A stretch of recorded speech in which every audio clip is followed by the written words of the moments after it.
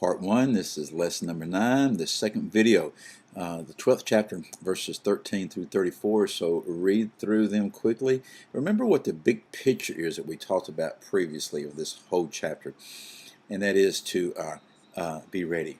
Okay, he said, be anxious for nothing and be ready. In the midst of the conversation that Jesus is speaking with folks, a man pops up and says, hey, make my brother settle the estate with me.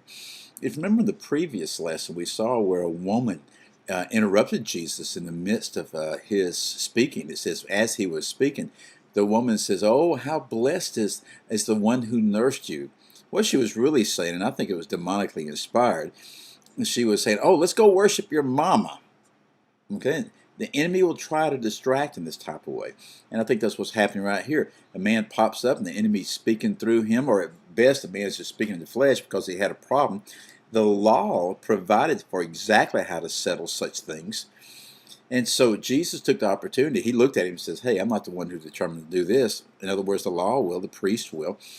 But he gives them a teaching on greed, and he warns them against greed of all types. And greed comes in many, many different types of forms. We think of it as being strictly monetary, but there's a lot more than that.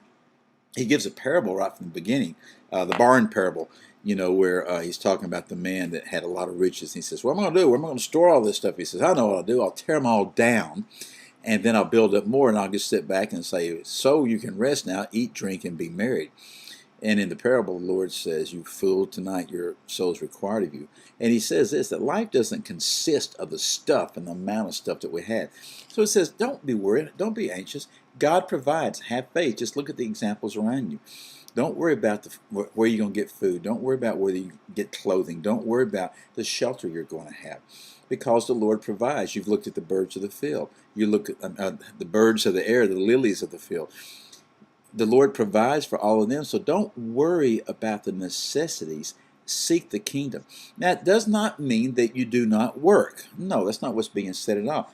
And it doesn't mean that there's not times where you'll have concerns about some things. But I tell you what, if we were to seek the kingdom first, our concerns would be the type of concern that we should have. It's not the anxiety that we see so often in the world and so often in the church, where people are bound and their minds are consumed.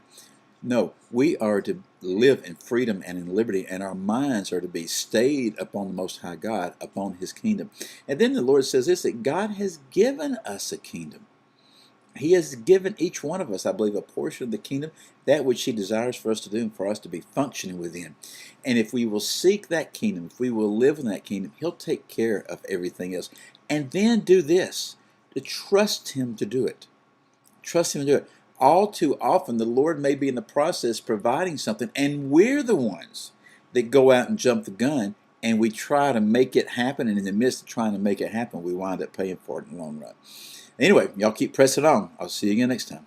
Bye-bye.